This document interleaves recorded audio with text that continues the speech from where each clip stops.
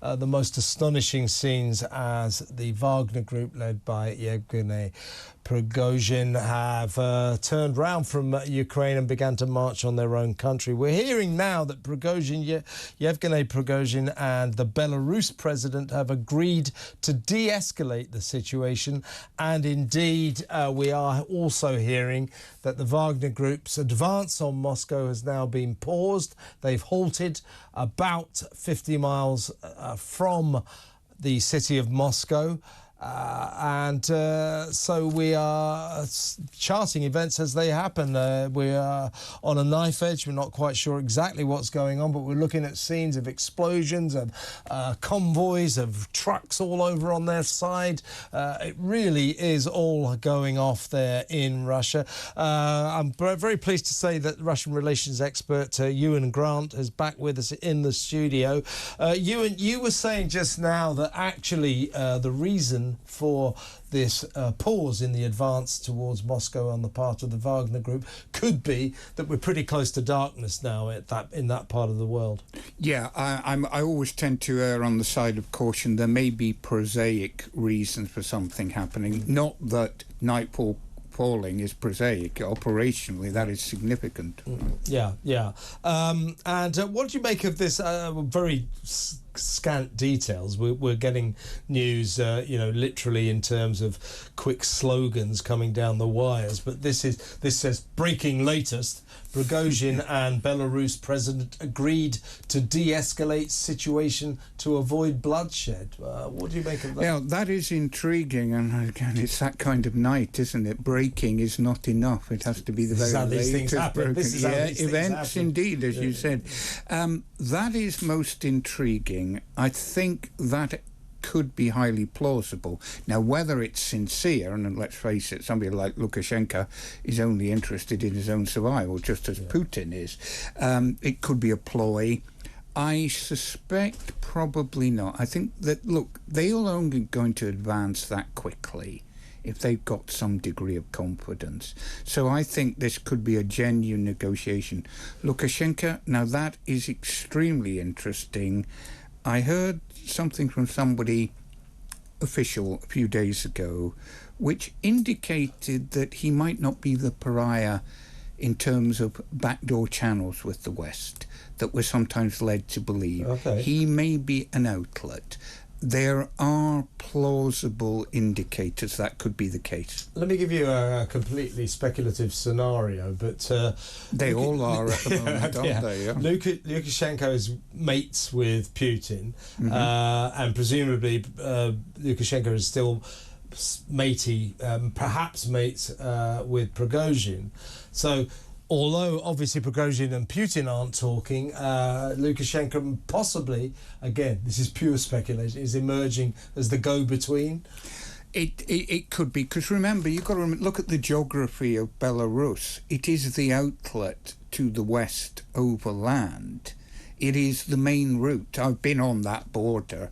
They wouldn't let us in because there'd been a diplomatic spat between the EU and Belarus, but the Belarusians came across to see us thanks to Polish help. Yeah. It is the main highway, Moscow to Berlin. Yeah. It goes straight through. And of course, Belarus has links with the two main cities of the Baltic states, direct border with Lithuania and with Latvia and Riga, where there's a huge Russian-speaking population. It is highly plausible. The country is not an economic basket case, Belarus, and its law enforcement agencies, okay, not democratic, kept links with the West a lot longer than the Russians did, and were highly regarded in narrow terms as professionals. Could be useful back channels there. And do you think Putin is... Somebody told me he won't be able to get out of the Kremlin, but there are other reports that he's heading for home territory and he wants to be in St. Petersburg. Do you think he'll be in the Kremlin right now? I would imagine I think he would stay. What would you think is going on in the Kremlin right now? There'll a considerable amount of heated discussions. Indeed. It would be most interesting to see as much... Fly on the wall, yeah. Who is there, let alone what was said. It's a bit like the old scene, remember, in the Bond film From Russia with Love. They could see into the conference room. They couldn't hear it, but the very fact of who was there said something. Yeah. And tell us a bit about the Kremlin, because of course you're the Kremlin. You think, oh, this is a unified force. This is the voice of the president, but it's not. The Kremlin is a kind of hotbed of politicizing all the time. There are rival factions, a lot of fierce infighting, divide and rule. So will there be people in the Kremlin right now thinking, this is it, Vladimir's finished, who do I pin my colours to? Which mast do I pin them to? There'll be some, they'll certainly be thinking that, whether they have said it outright or got their skates on for their home turf, I doubt yet. I wouldn't be surprised if this is actually a genuine negotiation. But towards what? I mean, what would Prigozhin get out of this? I mean, again, we're in the realms of extreme speculation. We've got one line here: Prigozhin and Belarus president agreed to de-escalate situation to avoid bloodshed. But if that is true, and if our theory that Lukashenko is acting as a go-between between Putin and Prigozhin will have had to have been offered something. I mean, what would that be? Survival and at least... We won't kill you. And a partial preservation of his power base and his wealth. They have surrounded, I think they've gone into the grandiose corporate HQ of Wagner in St. Petersburg. You notice they weren't hiding it. They put up this new building, and they've apparently found huge sums in cash. 38 million has been suggested. Where is that again? In St. Petersburg, the corporate headquarters of Wagner. Just like IBM or something, it's a corporate structure. I mean, I'm sure that the money's run out, is not being paid right now, but hitherto, presumably, the Wagner group have been paid by Russia. Well, it's in Ukraine, yes. It's worth remembering the relationship outside Ukraine is self-financing. Wagner is not a drain on the Kremlin. They get to keep the loot that they are generating in their operations abroad, Africa and Latin America. There may have been a falling out about how much each gets, but that was self-financing.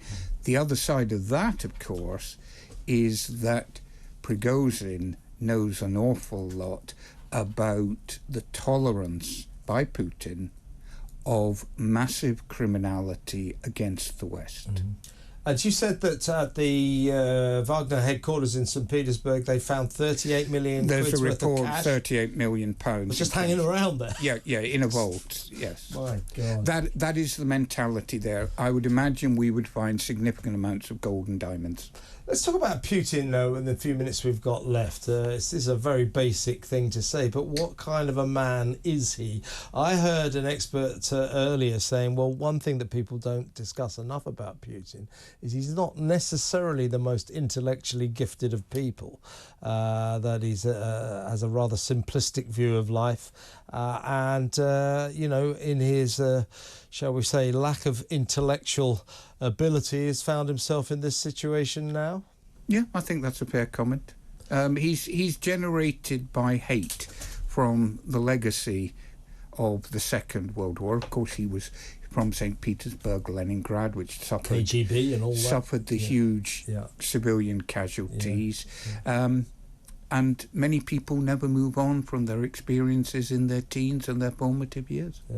And we talked about this earlier. I mean, I've been trying to sort of zone in on, what's gone wrong for Russia. But how, if we were to identify, one central, crucial mistake that Putin has made to lead him to this pretty pass he finds himself in today, what would you say that would be? What's his one central mistake? He saw the West as an enemy when he should have seen it as a potential cooperator.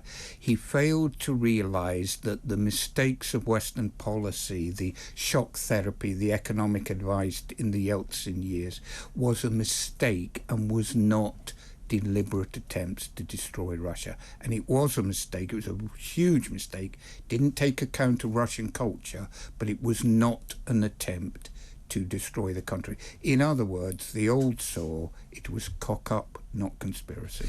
And you know, not so long ago, you know, Putin, due to the efforts of people like Tony Blair and etc., had been sort of embraced and brought into the international community and was, you know, seen as someone that the West could work with.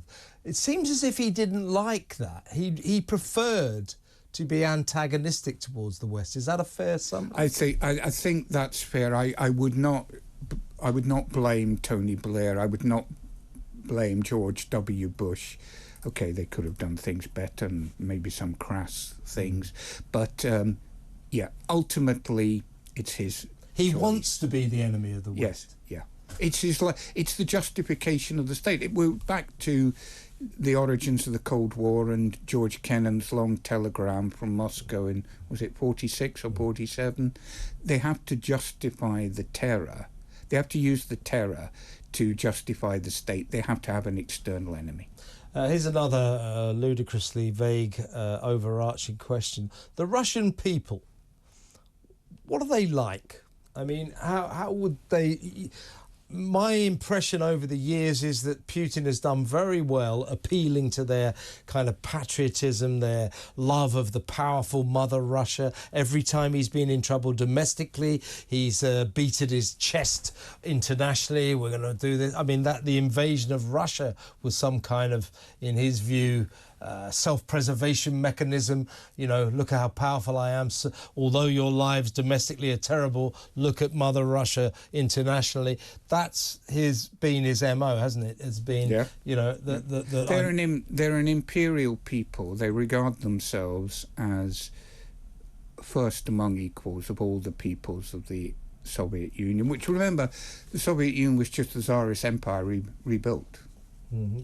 And that they get very insulted by the idea that, you know, they're not the same, they're not as powerful as America, or they're not up to China. They want to see themselves very much as one of the great superpowers, and that's what Putin has always played on, isn't it? Right. Cosmonauts Day, the day of the launch of Yuri Gagarin, still a national holiday in Russia. I've got Yuri Gagarin's autograph. My dad got it for me. Was that when he came to Manchester? Well, he came to Britain, and my dad worked for the government, and he years later said, "Here, that's." I said, "What's that?" He said, "That's Gagarin's autograph." But that's what it's all about, isn't it? You know, the symbols matter. Yeah. Value culture matters, and believe you me, I saw this time after time after time. Far too many of us who went to Russia and the other Soviet countries forgot that. You don't kick somebody when they're down. Yeah, and this is the great danger for Putin now, is that the people we're talking about who have been with him on this journey, this superpower journey, have loved his sort of aggression and his glorification of Mother Russia on the international stage. Now that Russia potentially is in an extremely humiliating position, that'll be the end for him, won't it? I think so, yes. I think so. I don't think he can survive this. He may still be there as a titular head, but I can't see him recovering to his powers of 10 years ago. I've got about a minute left, Ewan. If Putin does fall, and he's looking very precarious to say the least, what happens with the Ukraine war? Does it end? It ends, but very much as a frozen or lukewarm conflict. I cannot see Russia advancing. I don't think they could anyway, but certainly they won't now have the will. But equally, don't expect them to evacuate. We're still in a complex situation, but perhaps more diplomatically rather than out-and-out conflict. Again, this is an impossible question, but where do you think we'll be? I'm asking you lots of impossible. Where will we be in a week's time? I think we will be frantically trying to re-establish contact with whoever we think is in control in Russia.